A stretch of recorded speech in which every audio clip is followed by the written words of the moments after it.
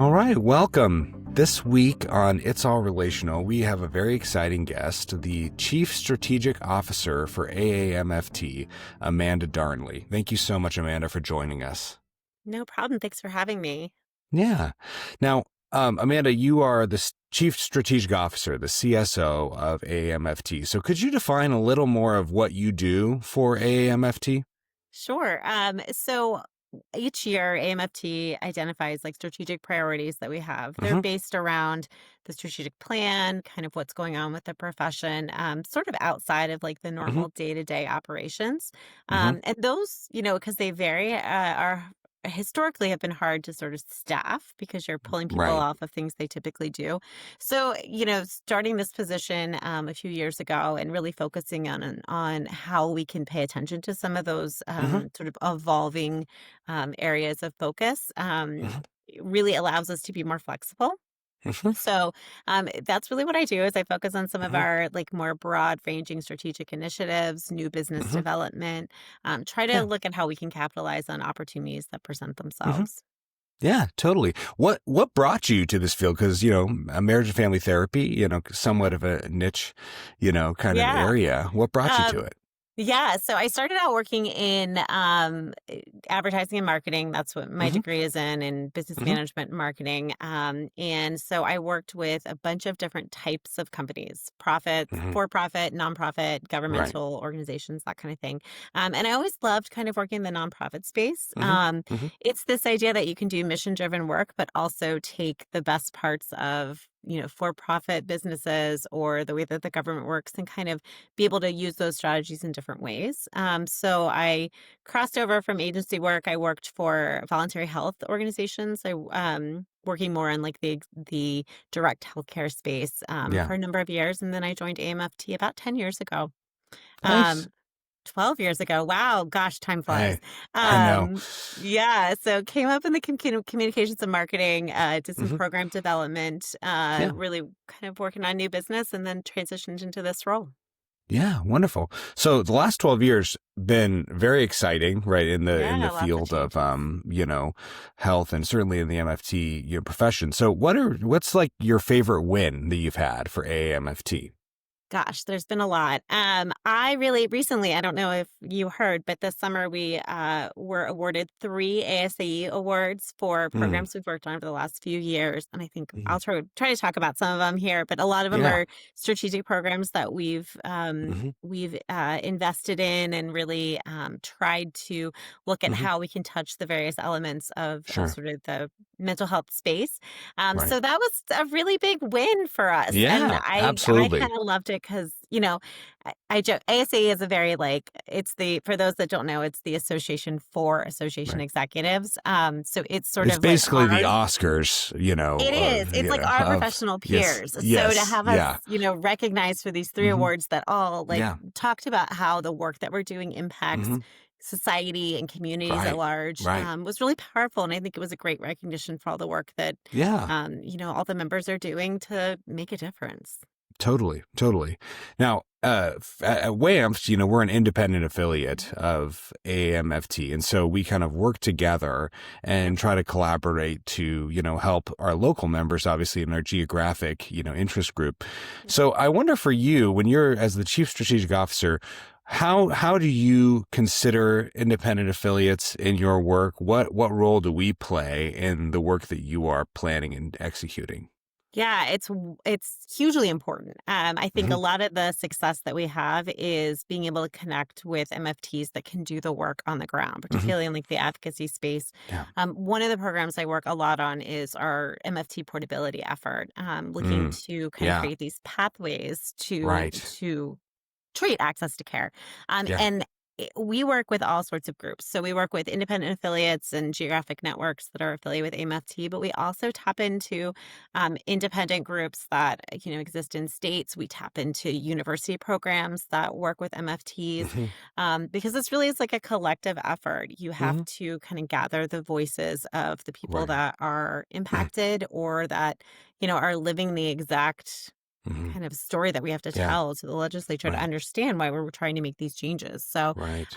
tons of work, especially in portability. We've connected now on that effort with MFTs in all 50 states, trying to Yeah. better Hmm. understand, sort of what's going Hmm. on and who's interested in advocacy. And Right. it's always interesting, especially in the advocacy space. I think people Hmm. are intimidated by, Right. either I don't understand how my voice can matter or I don't Yeah. understand really how it works. Right. And it's been a while since we finished licensure. And I think that we were a profession that was really into advocacy during licensure because Yeah. everybody was having to gear up in each state. And that's Right. in some states fallen off. So this has been an interesting way to kind Hmm. of get folks re-engaged and understanding like why advocacy is so important in driving the profession, even if Absolutely. you're, especially if you're just a, clinician who's focusing on clients and you've Right. barely got nose down. Sometimes, Hmm. it's hard to recognize how important that contribution to the space is. Absolutely. I mean, that's so much of why independent affiliates exist and their, significance is to be able to advocate on the state level. Obviously, the advocacy that you do is on the federal national level, right? And connecting to the states is important. But yeah, it's so vital, right, to do that.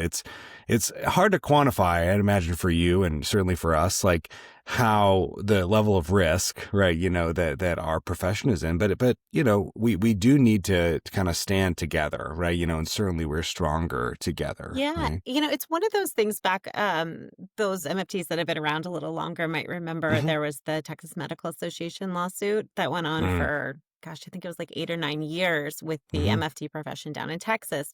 And Yeah. we had to kind of keep reminding folks that, like, just because you're not licensed in Texas or working in Texas doesn't mean Right. that it's not important because Yes. once one state changes their laws or there's, a significant change to the way the profession is recognized, it can impact all the other states. So it's why it's so important that we maintain sort of this net or network of MFTs that are Hmm. active in every Hmm. state because we never know when something's going to pop up that, it Hmm. really impacts all of us.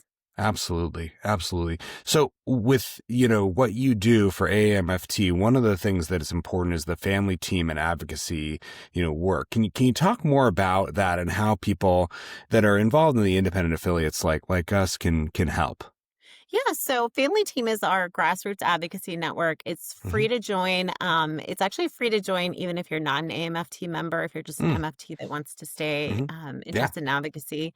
And what it's designed to do is identify folks at all different levels within a state that are interested in advocacy. So, there's people that want to be leaders. So they want to, work hand in hand with paid lobbyists Right. or go up on, the state capitals and really Hmm. engage with legislators and key decision makers.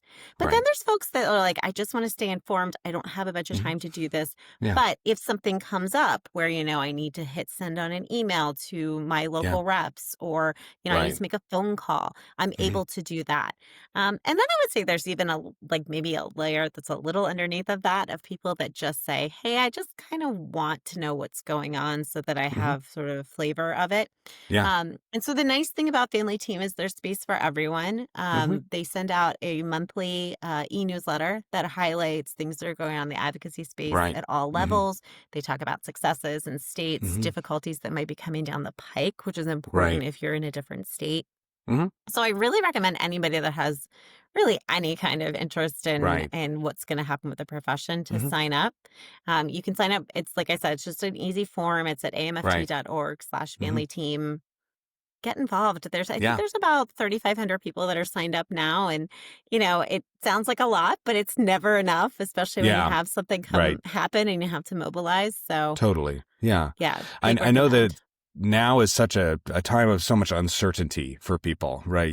With the government and with political unrest, things that are going on that really impact and bother a lot of folks, right? And I think so many people there's this feeling, and obviously as therapists we think about this like, where you have agency, where you have control, what you're able to impact as a person. And kind of like you're saying, there's three levels here that you could get involved with the family team that allows you to have an impact, even if you're not comfortable, maybe, putting your voice out there or being in front of people, you can still have a significant impact. Um, Yeah. And I think one of the important things to sort of remember is, yes, this year has been sort of unprecedented in the Yeah. way things are Hmm. happening. It's sort of outside of what we traditionally think of as the Right. paths for, how Hmm. advocacy works. But for the most part, we're a profession that's regulated at the state levels. Hmm. Most of the states are still sort of following this traditional path of, I always joke a schoolhouse rocks, but like a bill becomes a law, and then there's Yes. regulations that get Hmm. enacted. We have regulatory Right. board meetings, these kinds of things, Hmm. and that's really where a lot of the things that are impacting MFTs, Right. generally when it comes to licensure, your ability to work, that sort of thing, are happening. So there's still space, if you're feeling Hmm. overwhelmed by sort of the uncertainty that's happening at the federal level. There's Yeah. still a lot of like normal kind of government relations type of activities that you can get Right. involved with at the state. And Hmm. sometimes I find that grounding. It's interesting to go Yeah. sit to a regulatory board meeting and listen Yeah. to, what's happening and sort of what are the Hmm. things that are being talked about that are going to shape the profession moving forward and Right. impact you directly.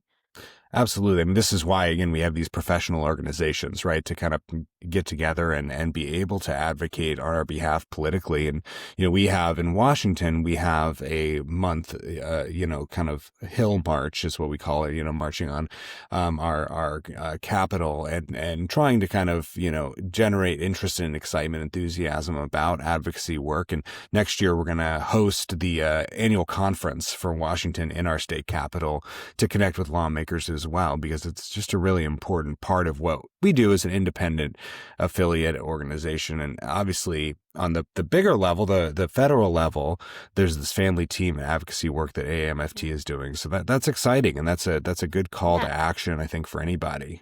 And having those conversations and building those relationships, even if you don't have like active Hmm. legislation going on, is so important. We had some folks in Nebraska last year that, Hmm. weren't working through a paid lobbyist. They just had some really strong Hmm. advocates that had built some relationships. They found a sponsor who was interested in sponsoring an Access Hmm. MFTs, a licensure portability bill. He introduced it, and they got it passed. And it was really just through relationship building and just Yeah. having, these conversations about like, this is what we're really focused on over the Hmm. next few years. This is why it's important. And Right. a legislator saying like, hey, that really aligns with what Hmm. I want to work on or, what I have as my priorities. So, Yeah. having those conversations, introducing the profession, there are some states where they have some real champions in their state legislature and Right. it's solely built around those conversations. Totally. Totally.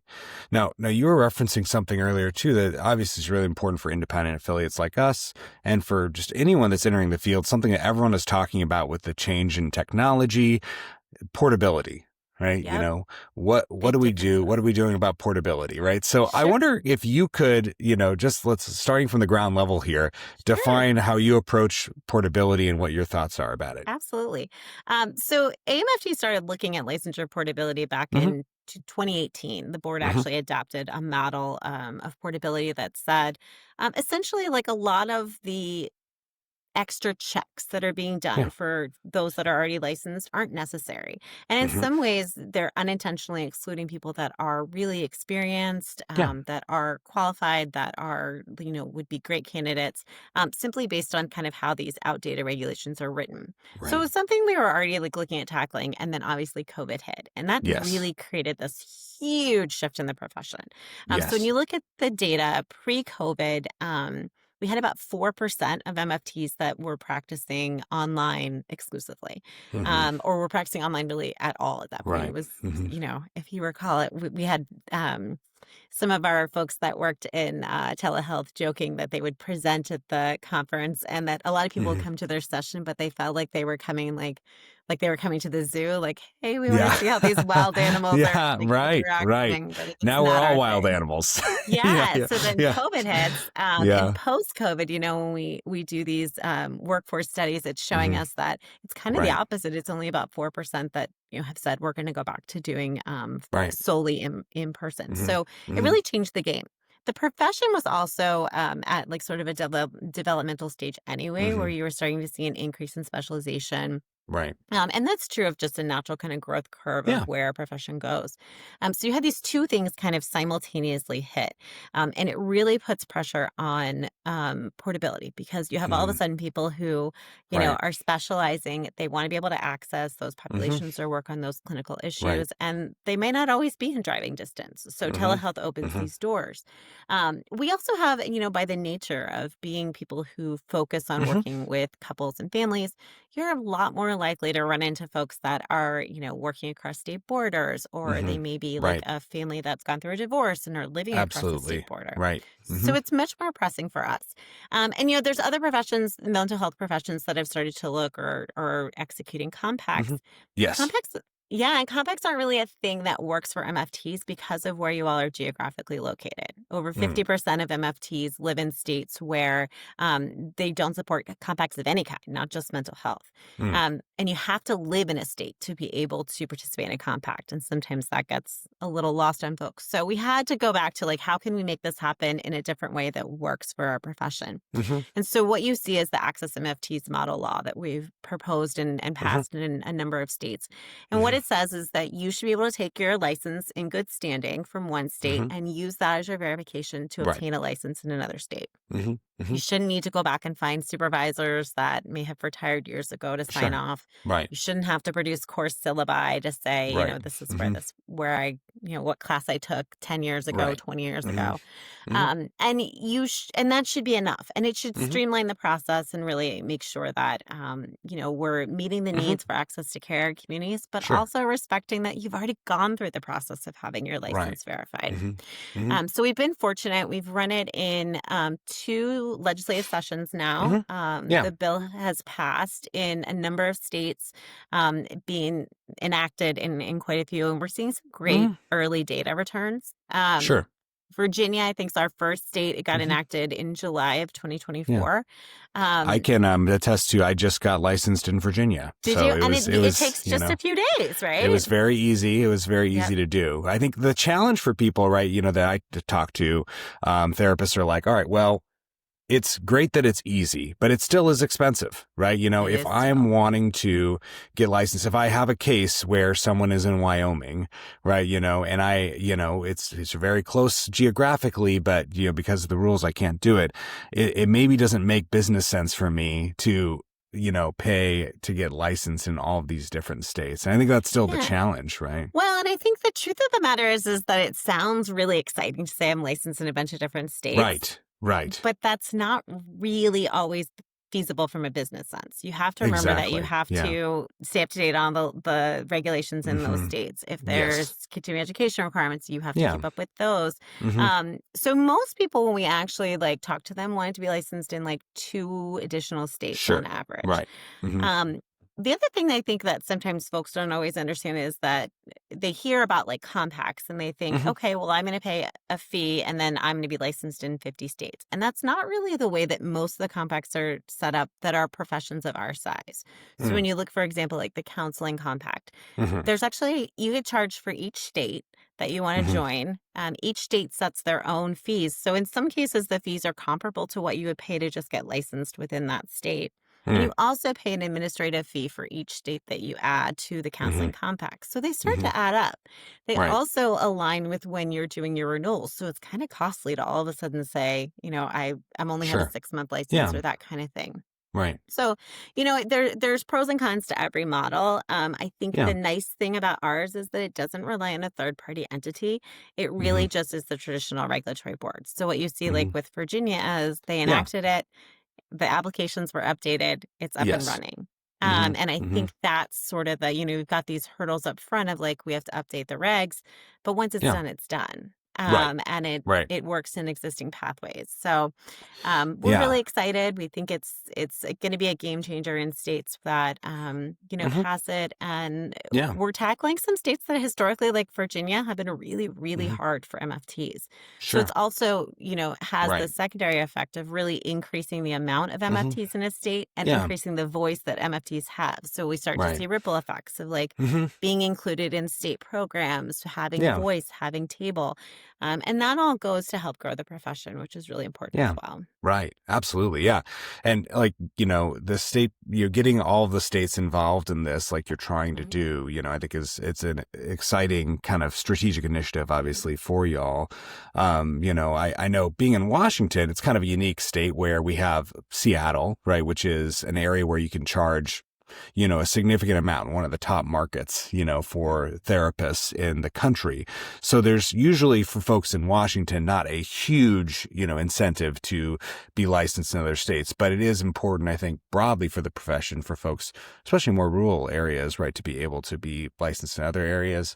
I know California, I know as a native Californian, I always wish that it was a little easier to get licensed in California. Yeah, But I'm well, sure that's we're working on it. okay. California updated their portability laws a few years ago to make Hmm. the pathways easier. The biggest barrier is the exam, and Right. the California Regulatory Board has indicated through advocacy, through ourselves and through CAMP, Hmm. that they will transition to the national exam. Hopefully in 2027. So Oh, that would okay. create a lot more unification across the profession. It would really All right. ease that one of that major portability barriers that exists there. And listen, I get it. I'm from California. It's exceptional in so many ways, right? Right. They love their own tests, but that would be a wonderful thing, I think, for folks, especially on the West Coast, like us, because there are so many people in this I-5 corridor that are families that could work together. So okay, that's exciting. 2027. We'll 2027, see. fingers crossed. I think Yep. Fingers there's crossed. been Knock some on wood. movement there. They've said some Yeah. positive stuff in the last few meetings. So Yeah. Yeah. Great. Right. So that's exciting. It's just, I know for a lot of people, especially newer people that are newer to the field, they're like, wait, what? Why can't we, practice across state lines or clients, right? They're like, hey, yeah, I'm going to be moving to Oregon, but we can keep meeting together, right? That sort of yeah, thing, and is the challenge. and I always recommend too. I think there's a lot of like, I'm not going to call them loopholes, but I guess there's a lot of Hmm. provisions that exist in different states that Sure. can accommodate temporary Yeah. practice, or a Hmm. certain number of sessions, Yeah. or working Right. with college students. There's also some really unique laws. Like Florida has a registered Mm. telehealth provider law, Oh, yeah. and it Hmm. applies, not just to MFTs, but to really all healthcare providers. Right. And you Hmm. simply register. You don't actually have to get licensed in the state Right. to Hmm. provide telehealth. And the nice thing about that is I think there's close to 1,000 MFTs that have taken advantage of Yeah. it, because Florida Yeah. being like one of those states, especially on the East Totally. Coast, where folks Absolutely. split time. Right. So definitely, I think there's some unique laws coming out. I think with telehealth, every profession is every health profession is sort of Hmm. seeing that like Hmm. pressure. So I Yeah. think some interesting things will happen in the next few years. Yeah. Yeah. Now, you're mentioning being with AAMFT in this various roles over the last 12 years. One of the big things that happened during that time was Medicare for Yeah. MFTs, and I wonder if you can speak to what your experience was like with that and what it's been like since, Medicare's, AMFTs have been able to, or MFTs have been able to charge Medicare.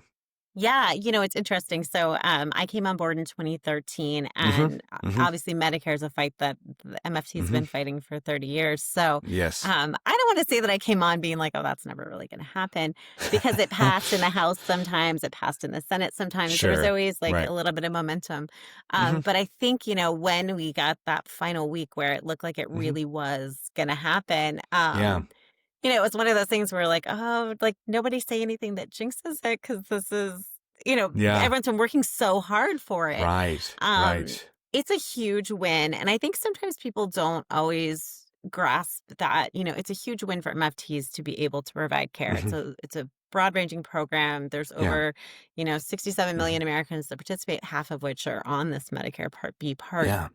And obviously, like the older American population is Hmm. growing, but it's also really important for the profession. A lot of Hmm. times when federal laws are written or new programs are Yeah. written, what they'll do is go and cut and paste from other Hmm. statutes. So if you're cut and Sure. pasting from Medicare law and like what Right. providers are included, Hmm. and we're not in there, Right. then Hmm. it increases the Hmm. amount of work we're having to go and advocate for Right. multiple programs. Hmm. So being included in there is a huge deal. It's also it is the largest insurance program in the country. So it drives a lot of the way that private insurance goes. Hmm. A lot of private insurance companies will look at policies Yeah. or the way Medicare is extending coverage and, kind Right. of mirror that. So it's a really big deal for us to be in it. Hmm. It's a really big deal for folks to be enrolling. I Yeah. think one of the things that came out of the 2025 workforce study that Hmm. we're, about to release, or I guess by this airing, it may be released, Released. Yeah. um, is that a third of MFTs now are not taking insurance. And I Hmm. think that Hmm. sometimes there's that thought Yeah. process when you're in private pay, like this Right. isn't, I don't have to worry about it, or I can provide a super Yeah. bill and, someone can Hmm. submit. Medicare works a little differently. Hmm. You have to opt in or opt out from it. You Right. have to Hmm. disclose that to your clients.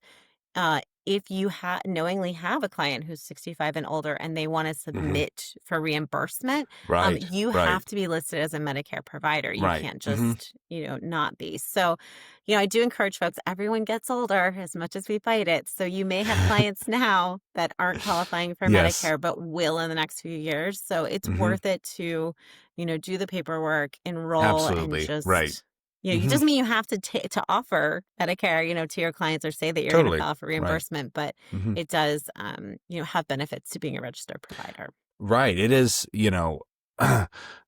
part of our field obviously kind of uniquely benefits from the Medicare, being able to bill Medicare and being Medicare providers, because we work with families, right? We work with people across the lifespan and people at different, in intergenerational dynamics. So it's really such a value add to the profession, such a huge win for AAMFT, like you're saying, after, this is like the Notre Dame of, Yeah, efforts that got put into this, like over generations to it get is. us Yeah, I recognized. mean, MFTs that have like had their whole careers like Right. advocated for this and are now retired kind of Yes. situation. But I Yes. think the important thing to remember too is that the work for the advocacy around it isn't Hmm. over. So if it's an Yeah. issue that you're passionate about, Right. we're still advocating to increase Hmm. reimbursement rates, to make sure that MFTs are part of the conversation when we Hmm. talk about how Hmm. Medicare services are offered Yeah. and things. So there's still a lot of work to be done, Yeah. but this is a huge hurdle, and it's something that definitely the profession should celebrate.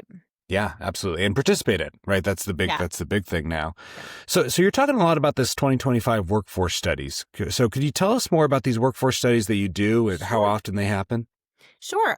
So we did one. Typically, we used to do them about every 10 years, Okay. and they were really focused in 2013, 2012 was the first year that we did one that kind of stepped outside of like just looking at like membership and expanding that to try to understand Hmm. what was going on with the profession. And one of Yeah. the big things that kind of came out from that one was we were seeing Hmm. all of a sudden a decrease in MFTs that were pursuing PhDs or had interest in Mm. pursuing PhDs.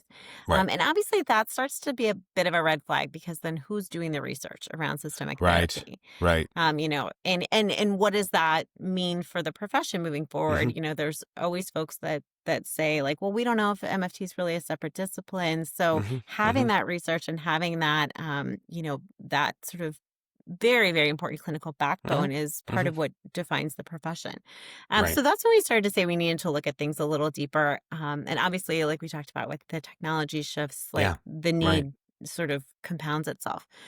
So we did the first one in 2022, Okay. and that one looked at really where was the profession post COVID? What Hmm. Yeah. had Right. significantly shifted? What were the changes going to be moving forward? Hmm.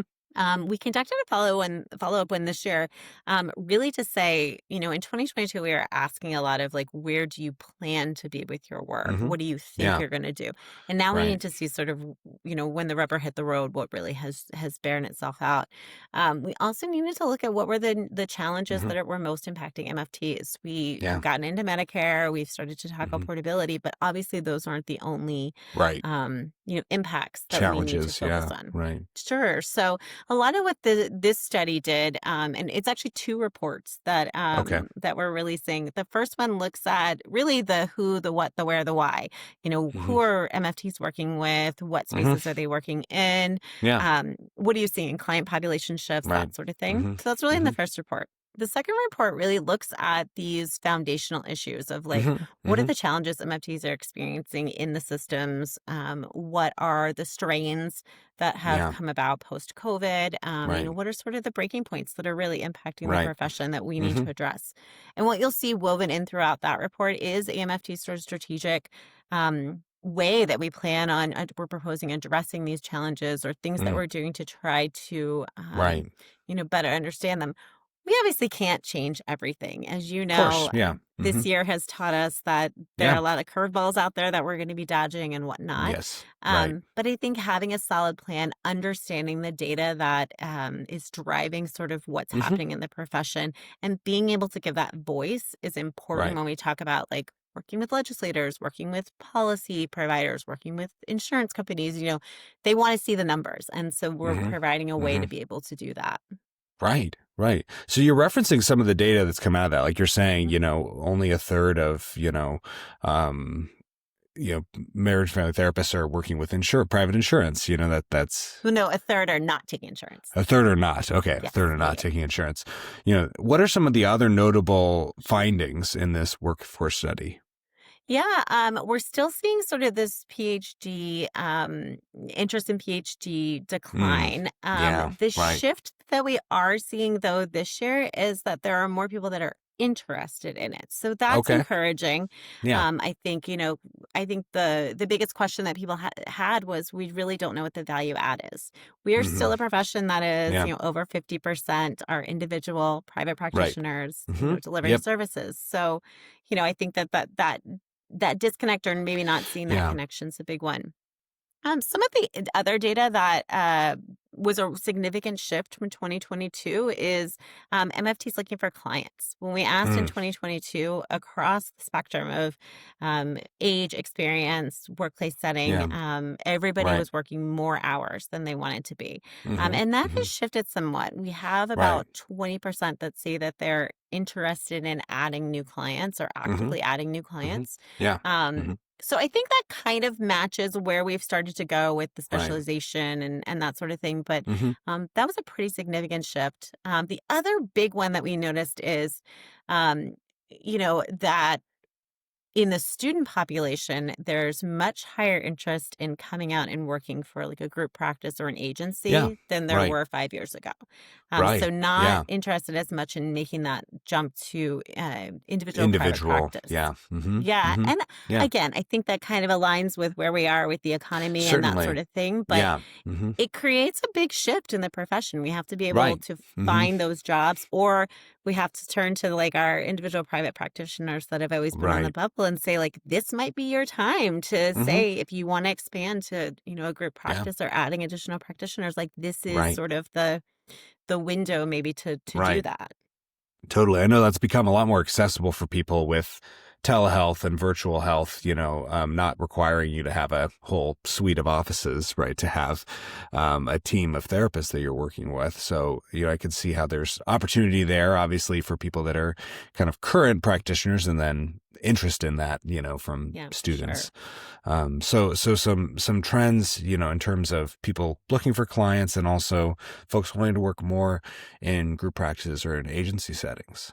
Yeah, one of the big things we saw too when we looked at the challenges that people were Hmm. expressing, there's still a huge interest in obtaining Hmm. licensure in a secondary state, but Yes. 61% of the people who said that they tried to do it encountered some sort of barrier.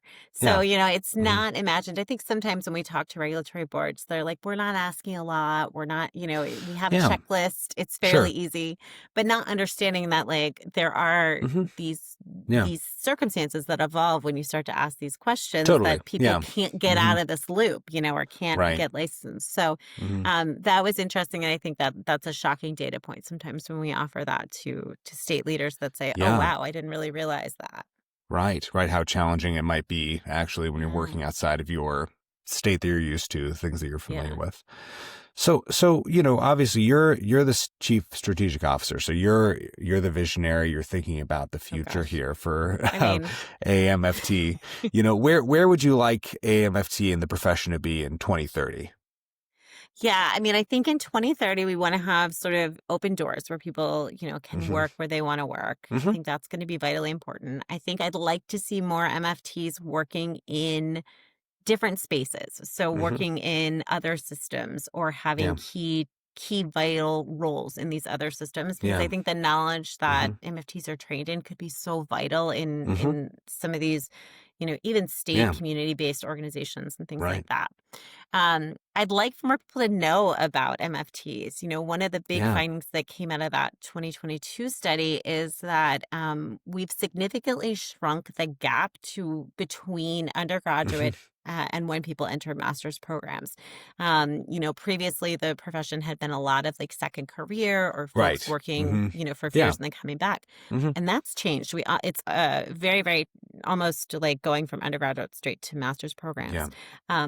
The challenge there, though, is that we don't have this natural direct feeder. So most people are saying they found the profession because a professor mentioned it to them, or Right. they went to therapy and happened to sort of Yeah. stumble onto it, or they Right. met a marriage and family therapist. So, one of the things we did Hmm. coming out of that 2022 workforce study was developing the Jobs of Tomorrow docuseries. Yeah. Um, Right. and creating sort of this visual medium of Hmm. like, this is what the profession looks like. Here are some therapists that you Right. can meet and hear from Hmm. and, really understand what it is that makes the profession different. Right. Hmm. And Hmm. so a lot of what we had to do there was like recalibrate because we're trying to reach out to like high school students or Right. undergrads that Right. they're not in our database. We don't send them messages each week about like Hmm. what's going on in the profession. You're So not we on had to, TikTok. You're not on no, TikTok well, doing this. interestingly, so we did have to Yeah. create sort of these clips of this and run it on TikTok and run it on Okay. spaces Right. where, Hmm. we were finding folks. So Hmm. it was fun to do that, but it was also really powerful. We reached Hmm. so Hmm. far we've reached about $3 million people through the outreach Yes. campaign. Right. Right. And if even a fraction of those become MFTs, Hmm. that's going to be so significant in growing the Totally. profession. Yeah. So I'm really excited. I'd love to see that, the Hmm. fruits of that kind of come to fruition. I'd love to see us involved in more deeply in Medicare. I think that Yeah. it's Right. just ripe. It's a perfect place for Hmm. MFTs. And I think also to kind of make space. One of the things that we always see people kind of say when MFTs enter into working in a Hmm. program is, wow, Yeah. like MFTs really helped us like figure out how Yeah. to make this smoother, make this work better, Right. or Right. really see improved outcomes. And I think that we have a chance to do that. Yeah, absolutely. How do you conceptualize, AI in the future of the profession? AI is, Obviously, that's, everyone on top of everyone's mind right I now. know. Yeah, AI is tough. It's interesting. We asked a bunch of questions about AI in the Hmm. 2025 study, and there were such divisive opinions about it. There are Hmm. folks that are, it saves my admin time. Hmm. It's, such Hmm. a great resource for me. It's the way of the future, all the way to like Hmm. it's unethical to even consider AI Hmm. in a human Yeah, therapy experience or how that sure. works. And, we should ban it. So it's, there's really strong opinions in the profession. Yes. Um, I think what is interesting is going to be, there are legislators that are passing laws about AI Hmm. chatbots, how therapy can be done with Yeah. that. But technology tends to move faster than policy. Hmm. So we're going to run Yeah. into uncomfortable spaces and how we kind of Right. adjust to that or how we Hmm. address that. It's going to be important. Yes. Um, and I think you'll see a lot more. I mean, there's a new AAMFT will have a new code of ethics out early next year. I Okay. think it'll address technology broadly. There's the technology and telehealth tin that AMFT has that's been developing Yes. a lot of resources. They had a bunch of interesting sessions about Hmm. AI usage for, super kind of supervised Yeah. practice Right. experiences, things like that. So Y- it's going to be a wild ride. And I think Yeah. Hmm. it's exciting. It has a lot of potential to Hmm. change the way that things in the profession are done. Maybe some Right. of the things that we dislike the most around like admin Sure. work and whatnot. Yeah. But it's something we're going to have to stay on top Right. of because Is there going to be specific guidance in the code of ethics that's updated next year about artificial intelligence? so I think like the code tends to not be like so specific about any kind of Hmm. one area. I know it's an area there's I think they were saying it was like the most amount of comments sent in by MFTs. It's Yeah. definitely that we got the Hmm. most comments on the 2025 work Right. study. So I think Hmm. kind of synthesizing those and coming up with, Hmm. broad guidelines that kind of help guide that. Sure. But I think it's an area that AMFT is going to be diving deep into. We've Hmm. done a few webinars this year already Hmm. talking about Yeah. different AI usages. We have Hmm. had a few different, like they updated the online therapy Hmm. guidelines. So we've delved into like updating our Sure. technology Right. guidance. Hmm. I definitely think it's an area that Hmm. will be something that we're going to be delving into for the next few years because it's Absolutely. just Yeah. so broad.